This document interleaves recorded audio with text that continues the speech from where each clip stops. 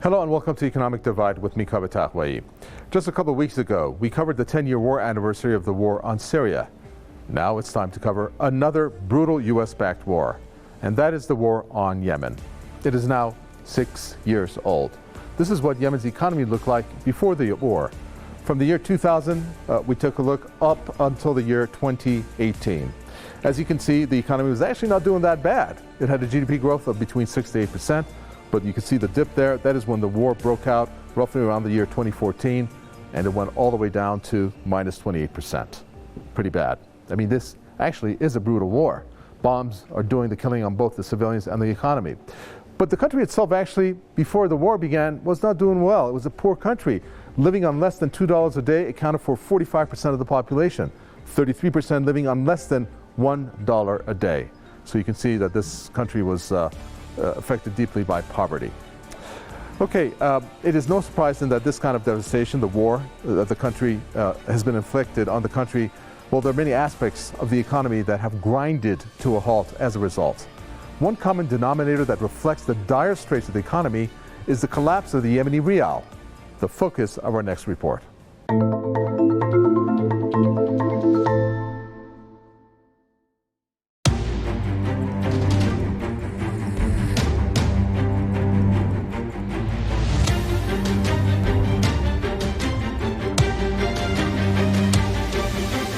Cashiers sort through large stacks of money. This is Yemen's central bank. It has become another front line in this war. The bank's headquarters was moved from the capital Sana'a in the year 2016.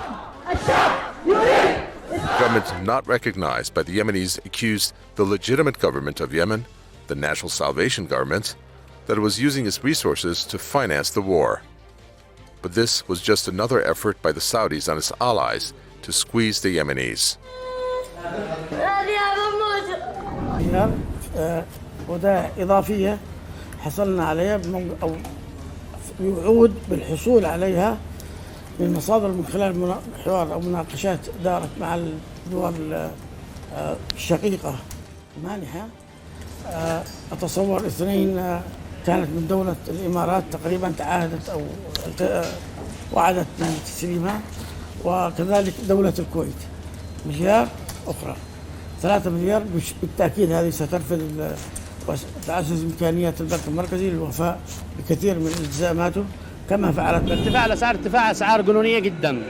طبعا المواطن فين عاد يروح بعد الأسعار هذه؟ والشرعية حقا نحن يعني ما عملوش أي حل من ناحية ارتفاع الأسعار، من ناحية ارتفاع العملة تنهار. ضروري نشتي حل العملة. The relocation of the bank made the situation worse since it divided the country. يزال هناك أمل كبير جدا في إعادة تصحيح مسار الثورة اليمنية من جديد وتحقيق التغيير الشامل في اليمن، ولكن هذا يتطلب جهود كبيرة جدا كون اليمن الآن منقسم بشكل كبير جدا، دولة يقودها الحوثيون في الشمال ودولة في الجنوب. As one analyst put it, it left the country with two parallel centers of fiscal policy dealing with one currency. منذ فترة طويلة قاربت الوديعة السعودية المقدرة بملياري دولار في البنك المركزي الرئيسي على النفاذ، وليس هناك بدائل من مصادر النقد الأجنبي التي استنزفت خلال السنوات الأخيرة من الحرب.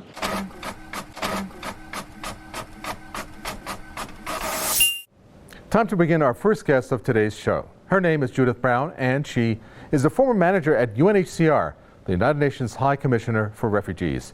She was the manager at Refugee Health Project in Yemen until the year 2001, and she also has a Facebook page on Yemen, which is good to see. Judith, welcome. The destruction of Yemen is something that is truly devastating and shocking. When we take a look at the way that the Saudi bombing campaign has happened for 6 years, I mean, this country was a poor country to begin with, and you have an economy that's in tatters. And the bombing campaign is said to have targeted vital infrastructure, which is my focus on this question, roads and hospitals, for example. Was that done with the aim of actually destroying the economy so that the people would rise up against the National Salvation Government there, do you think? I think that one has to say that the Yemen economy has been targeted in many ways from the beginning, not only by bombing campaign, but by the embargo by the movement of banks, by restriction of money in North Yemen. And yes, it has. In fact, I think one of the things that you didn't mention is its particular attack on the agricultural industry, everything to do with it, markets, farms, animal, livestock, warehouses, factories that produced food. They've all been targeted by the Saudi campaign, and that's been quite well documented. And certainly it has had the result of Yemen's economy being totally destroyed. I think that, was it on purpose? I think my own feeling is that that was a target, because I think that modern warfare doesn't aim to necessarily win wars, but to destroy companies and keep those countries in a perpetual state of war. Indeed, that could be the case. Thank you, Judith. We're going to definitely come back to you a little later in this program. Well, it's time to take a look at our second report of this program, which takes a look at one of the consequences of this war, food insecurity and its impact on the national economy.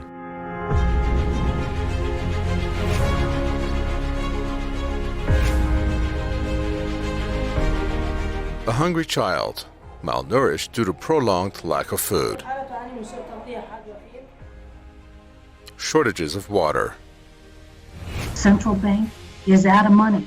The price of a basic food basket, the things you need as a family in order to survive, has increased by 30% in just the past few weeks alone, and it's continuing to increase. These are the same sets of factors that drove the country to the brink of famine 18 months ago.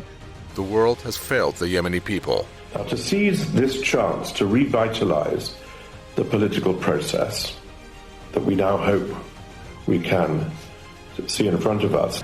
But the will of the Yemenis is still there, as they welcome the holy month of Ramadan. Sana'a residents seen here said they gave the Muslim holy month a great reception. والله الاستقبال شهر رمضان شهر كريم ويكون استقبال رائع في الشعب اليمني بالرغم من العدوان والحصار البترول او النفط او كل هذا، لكن كل الشعب اليمني لا زال يعني حي قوي، لازم يكافئ وصبر على ذلك. الناس في هذه الايام يعانون معانا كثيره يعني من اجل لقمه العيش، والسبب هذا يرجع الى العدوان. People have flocked to the supermarkets for their Ramadan needs. رغم هذا الظروف الذي بيمر فيها الشعب اليمني، رغم هذه المعاناة التي يعاني منها المجتمع اليمني، وخاصة في هذا الوضع الحصار وهذا الحرب وهذه أرى أن النسبة عملية العرض وعملية الشراء هناك في تناسب ما بين العام الماضي وهذا العام. طبعا العدوان على بلادنا قبل يعني 6 سنوات أو 7 سنوات أثر على الجانب الاقتصادي. طبعا الناس ما بيستلموش رواتب إلى الآن، كلها بسبب العدوان. فهذا يعني إيش أدى إلى أنه إيش تقريبا يمكن 18 مليون تحت خط الفقر. فهذه يعني كارثة، مصيبة. However, not all Yemenis are as lucky as these seen in the legitimate capital Sana'a, run by the National Salvation Government.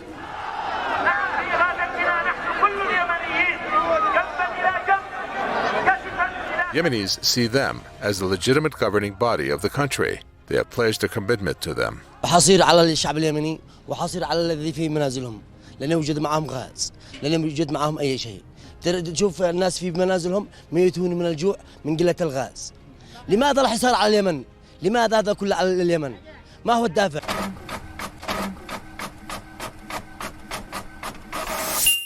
Our guest for this section is Mia Shua. She earned her PhD in political economy from the University of Sydney and has written many articles, one of them titled Revisiting Neoliberalism and Democracy in a Time of Crisis. Mia, welcome to the program. Yemen is said to be so broken that it can never be put back together again. Take the Yemen Central Bank, for example, split into two by the self-proclaimed president of Yemen, Abraham Mansur Hadi. That's resulted in trades at one rate in the National Salvation Government-controlled capital like Sana'a, and then another rate in STC-controlled Aden. That's the Southern Transitional Council. Basically, this seems to be an effort to break the country into two parts. Is that what the aim is? Yeah, Yeah, the fragmentation of state institutions is an unfortunate but expected outcome of this ruthless war. You could argue that the government's efforts to hold on to power and suffocate the Houthi movement at all costs has perpetuated this fragmentation and intensified it. The relocation of the bank is part of a government plan to bring the banking system in Yemen under its control and deprive the Houthis of millions of dollars acquired from taxes from Sana'a-based banks and mobile operators. The president's move sparked an economic war between the two banks as the Houthis refused to pay salaries of public servants in areas under their control and banned banknotes printed by the Yemeni government in Aden. It was said that the cuts in salaries had a severe economic toll. However, despite the Yemeni government efforts to control the exchange system, the Yemeni rial on Thursday moved towards a new record low in the government-controlled areas. Okay, thank you, Mia. That's Mia Shua with her thoughts there. It's time to take a break here on Economic Divide, but don't go anywhere as we have plenty more coming up, so stay right where you are.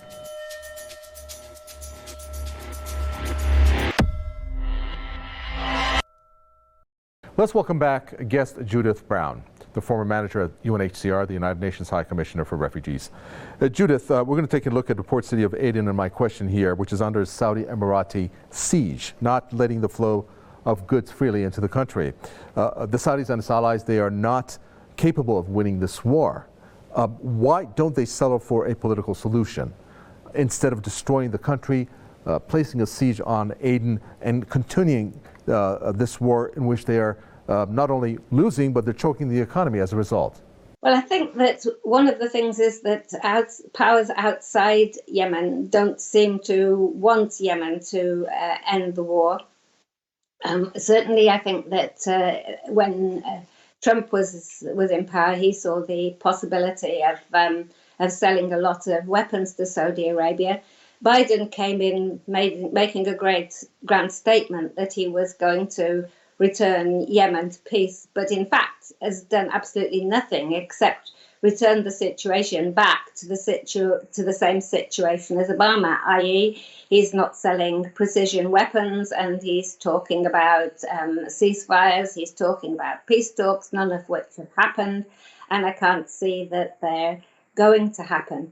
I know that a lot of people in the north of Yemen, they say to me that this is a proxy war in as much as Saudi Arabia is fighting on behalf of UK and USA.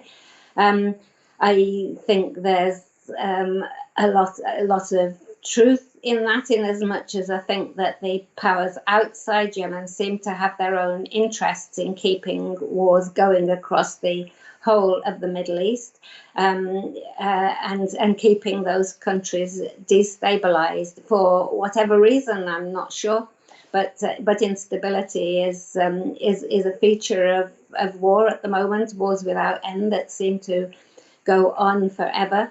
And I don't think that the situation is one where there seems to be any urgency in the Biden camp, apart from making a statement, one of his first statements that he made when he first came to office. There doesn't seem to be any urgency in him implementing anything that's likely to create peace. And of course, ironically, one of the ways that you could stop outside parties from interfering in Yemen is by stopping the sale of weapons to Saudi Arabia and UAE that are perpetuating the war in Yemen. All right, that's Judith Brown there with her thoughts. Now let's go to the port city of Aden, which I mentioned, and see how Yemenis are actually faring there, because Aden is a port city. It should be doing okay, but the Saudis and the Emiratis have placed an embargo on that city.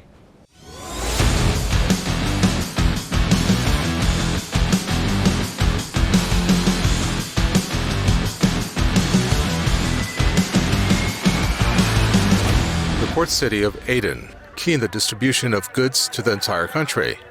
Maybe one reason why the UAE and Saudi Arabia placed a blockade on the country. Even that coalition failed, called a war within a war. a reported five-fold spike in deaths started the year 2021. Reasons? From COVID-19 to a variety of diseases, including hunger and cholera. والنظام الصحي بشكل عام في الجنوب يحتاج لتدخل المنظمات الدولية ومنظمة الصحة العالمية لتقديم الدعم اللازم لمواجهة هذه الجائحة. This is one way Yemenis are making a living, transporting goods through donkeys. يعني زي ما عندي أنا 9 عيال، من فين أكلهم؟ من فين أشربهم؟ يعني زي حتى كمان عندك الراشان غالي، هذا غالي، كل شيء غالي، من فين تعيش؟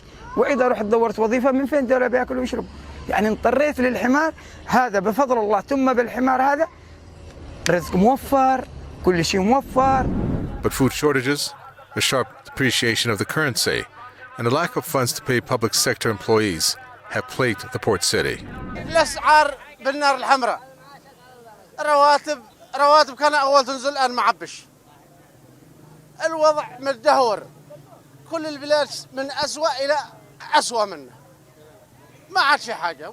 يعني صم نظر وفطر نظر، ما عاد يحتاج كلامي ولا كلام أي صحفي ولا كلام أي متعلم. الوضع يعني معروف. ولا بالنسبة لارتفاع الغلاء ما نقدر نتحمل، يعني رواتبنا كم ما يكون فيها إيجار وفيها يعني أسعار مرتفعة وإيجارة بيت ومصاريف وضع ما نقدر نتحمل أكثر من كذا يعني. نحن نشي نرجع الصرف زي ما كان. الدبة البترول تواصلت ل 12,000، الدبة الصليد اللي كنا ناخدها ب 3,000 تواصلت ل 12,000، السكر، الرز اللي راتبها 25 قرش ياكلها قرش يشربها. في ناس داخل البيوت بلا اكل بلا شرب، بلغش حق الايجارات حق البيوت طلعت ايجارتها بالدولار بالريال السعودي.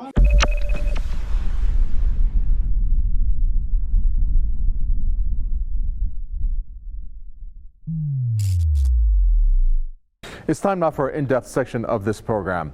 We're going to take a look at the numbers coming out of war-battered Yemen, which couldn't be more shocking, really. First, let's take a look at the population in that country. This is not a shock. The population has risen to 29.16 million, a little less than 30 million. Of course, there's been 300, 400, 500,000 maybe to have been killed as a result of the war.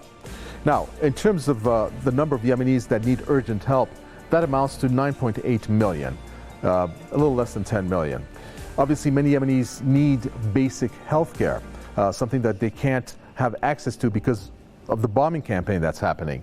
That number is 14.8 million people. That's almost half of the population, to put that into context for you. Now, as of April 12th, this is what Martin Griffiths, the UN Special Envoy for the country, has said, practically begging for the warring parties to seize opportunity for peace in the country. The war in Yemen has lasted over 6 years. In these 6 years, Yemenis have increasingly and appallingly lacked access to food and medicine. More than 6 years with no basic services, with restriction of movement in and around and out of the country, and over 6 years of the children of Yemen being deprived of schooling and being deprived of their future. A generation has been lost. Yeah, a generation lost indeed. Of course, you may be lost as a result of all the numbers that we are throwing at you. So let's do this. I want to put things into context for you and tell you, what if Yemen was 100 people? 100 people. And out of that, give you numbers out of 100 people as to the situation in Yemen. For example, the first item that we're going to take a look at would be humanitarian assistance, to make it simple. Out of each 100 people in Yemen, 74 would need humanitarian aid, out of 100 people. Moving now next to having no access to clean water or sanitation services. The number of people that are in need of that are 57 out of 100. So you can see how severe these numbers are. Now, the next item that we're going to take a look at are people in Yemen who are food insecure and are at risk of famine. Here the number stands at 60 out of every 100 person in Yemen. Of course, these numbers again are very shocking to put things into context for you. The next number is another shocking number when it comes to women. 10 of the women and children in Yemen are acutely malnourished. These numbers, such as this one, could actually now be more because the war is still ongoing. And finally, we're going to take a look at the figure that drove home the devastation of this war. You heard of the phrase in Yemen, how a child dies every 10 minutes. Why is a child dying every 10 minutes? The reason cited: malnutrition, diarrhea, and breathing infections. Now, does that give you a better idea? I hope so. Well, here is UN spokesperson Stefan Dujarric on his latest look at the grave economic and humanitarian situation in that country. Moving on to Yemen, our colleagues there tell us that the humanitarian situation continues to worsen, with fuel and food prices at double or even triple the pre-conflict averages, and the depreciation of the Yemeni rial. The threat of hunger for millions is a reality. Stefan Dujarric there, the UN spokesperson who took a look at the grave economic situation in that country, not to mention, of course, the humanitarian situation. Now we're going to bring in Mia Shua to get an analysis on that. Mia, welcome back. You are aware of the importance of Aden. So has Saudi Arabia and the UAE. They've set up a legitimate government there in their eyes. And we know that Aden is very important because most, if not all, goods that come through the country have to get distributed from there. But it's placed under a siege. What is your assessment of the situation of Aden and the embargo that both the Saudis and the Emiratis have placed there?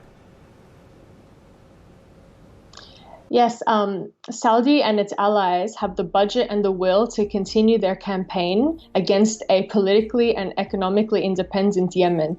Aside from this, there is also the issue of Yemen's position at the gate of the Red Sea, a channel for Saudi exports and trade. Saudi is threatened by the idea of having a potentially powerful state on their southern border and controlling, maybe even policing, the Red Sea. This scenario would see Yemen carry a lot of leverage against their current aggressor. From this perspective, the Saudi coalition may prefer to continue their brutal campaign rather than face this difficult outcome of Yemeni control in the Red Sea. Okay, thank you, Mia, for that. We do appreciate that. Now, we can cover the humanitarian figures of this war at length, but we also need to get a feel of some of the economic indicators which also show how bad the economy is doing.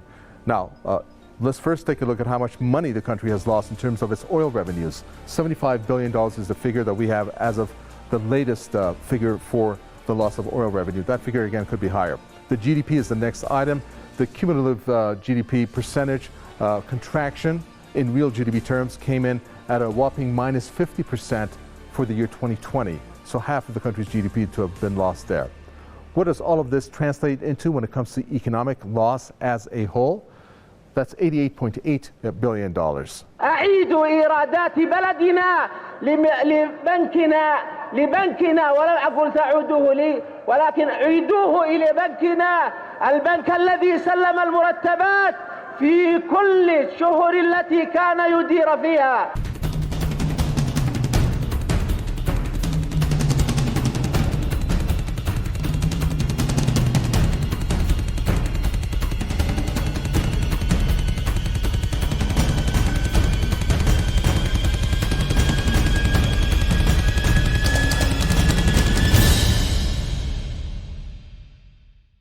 The war in Yemen has battered the economy there for 6 years, and it doesn't seem like it's going to stop anytime soon. What has fueled this war has been weapons, military equipment, sold mainly by the U.S. to Saudi Arabia and its allies. That has kept the war going on for 6 years now. But did you ever wonder why the war continues, even though Saudi Arabia and its allies continue to lose on the ground, like multiple attacks by the Yemeni army on Saudi's moneymaker Aramco and other military advances by the Yemeni army? Well, the reason is simple. Saudi Arabia is losing the war. It's spending a lot of money at it too. And the Yemeni army wants to have a strong hand when it comes to the negotiations. That is why the Yemeni army is fighting to capture Ma'arib.